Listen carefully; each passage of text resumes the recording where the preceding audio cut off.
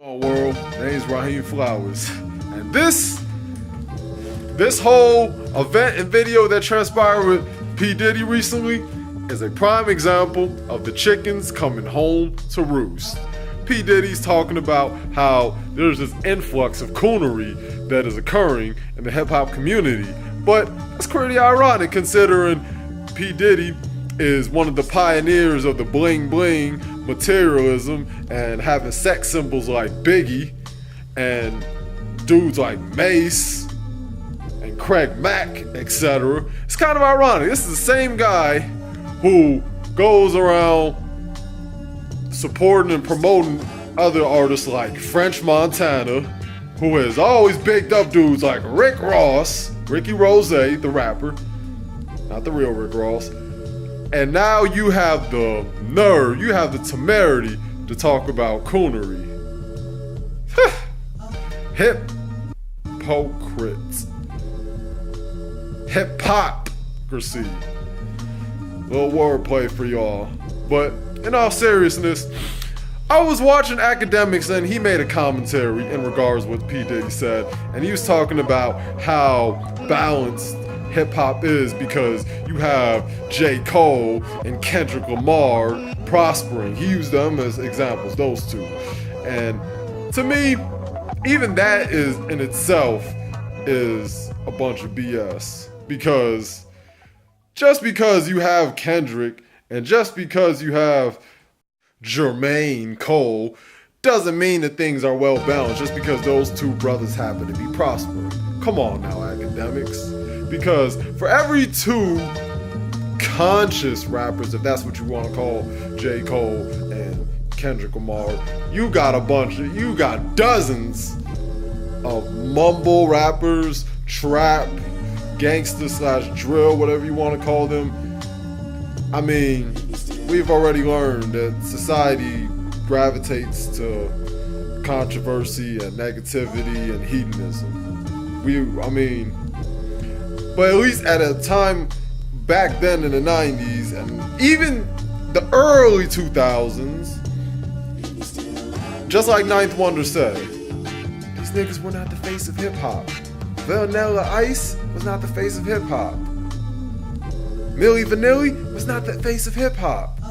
Hell, I mean, even though LL Cool J has similar content to Drake, the difference was LL Cool J actually exuded more MC elements. Even though, yes, many could say, just like Drake, LL Cool J had his ghost writers. So I've heard. But I'm gonna digress from that point and just point out, it's funny because you got all these dudes like Young Thug and Black Youngster, Kodak Black, Lil Uzi Vert, Famous Dex, and a plethora of these niggas who get the radio airwaves and get constantly promoted throughout social media, like World Star, like Media Takeout, and you're gonna see even larger numbers on Spotify. So, it's a numbers game. We playing Yahtzee, Akademiks. You can't sit here and tell me this shit is balanced when, mathematically speaking, that don't add up. You can't tell me that these artists are receiving more exposure or the same amount exposure. You can't tell me that things are balanced when the successors and the predecessors don't get along. You can't tell me there's balance. You can't tell me there's balance and there's some wisdom and knowledge and just a appreciation and value for hip-hop when, one, people don't make sales like they used to, two, people are super quick to sell out, three, you have all these hip-hop purists who don't like to call, who like to complain about the fuck shit, but they don't do things to support their artists. They don't go around putting their homies and their associates to them. They don't go around buying their albums. They don't go to their concerts. You see, that's why I've always tried to make it my mission to do all those things. Even when I didn't have a job and I had to use my financial aid money to pay for these things. I still did what I could to support my artists, and I always exposed them to my friends. This is what we have to do. We have to do this at a collective level. We can't just be talking on some pious bullshit saying, yeah, man, we need that real hip-hop back. Where the MF Doom, man? We need that real hip-hop. We need that Immortal Technique. We need that Jedi Mind Tricks. We need that Elzai. We need more artists like them. We need more artists going around like Diabolic. We need more artists like Atmosphere, Brother Ali, and Cunning Linguist. All that shit in Blue, Flying Lotus, and these motherfuckers will go through a long ass diatribe. And Akademiks, if the hip hop was really balanced, I would love to make a diagram just to prove your theory wrong on how balanced hip hop supposedly is. As for the coonery, it's funny how when you call Negroes out on their actual coonery, which is an action, not just having an opinion, y'all don't even want to acknowledge the coonery. You will still support it. You will just say it's all entertainment, but you have to understand that these artists, their music transmits to the youth. When you hear Young Thug having all those when he makes those gay remarks talking about smoking blunts like penises, and you got him dressing like some effeminate version of Raiden from Mortal Kombat, and you got Black Youngster just flexing and throwing his money around, that's some serious Sambo shit right there. But we laugh at it instead of shunning it. Yup.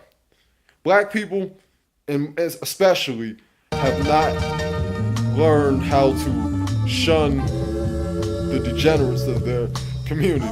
Instead, we try to rationalize it instead of sterilizing it. Sounds harsh, but we have to either let the wolves eat themselves, or we have to be the one to deal with it, because we're going to be dealt with by outside forces. So when Diddy wants to talk about coonery, guys like Diddy built this shit up. A lot of artists from the South built this shit up. Hell, a lot of artists in Chicago, and I'm from Chicago, in this drill community, are building this shit up to something even higher. Yup, that's right. And you Negroes take pride in this shit. Black people, we don't take ownership of anything. And whenever we do create something, it always has to have this fake ass universalist rhetoric, this pseudo multicultural shit saying, oh, it's for everybody. Hip hop is, everybody's welcome to hip hop. And hip hop is ultimately for everybody, but primarily for blacks.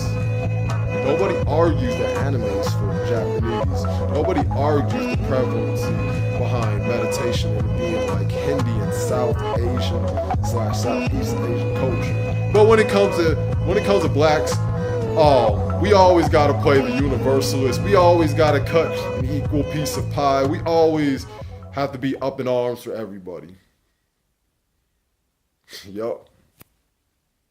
And Diddy, your Harlem shaking ass ain't in no position to call nobody a coon or complaining vents about coonery. Cause even though you put your landmark in hip hop, and you have got brothers like Biggie and Mace and Craig Mack, you've had your success with Bad Boy and all that, even though you locked my Belizean brother Shine up, but still, don't act like you ain't responsible for a lot of this fuckery, because you are.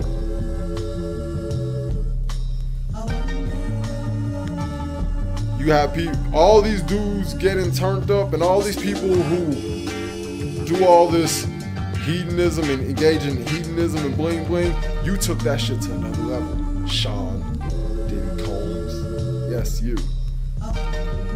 So when you wanted to delete your social media accounts, you should have been retrospective about what you did to contribute to this coonery.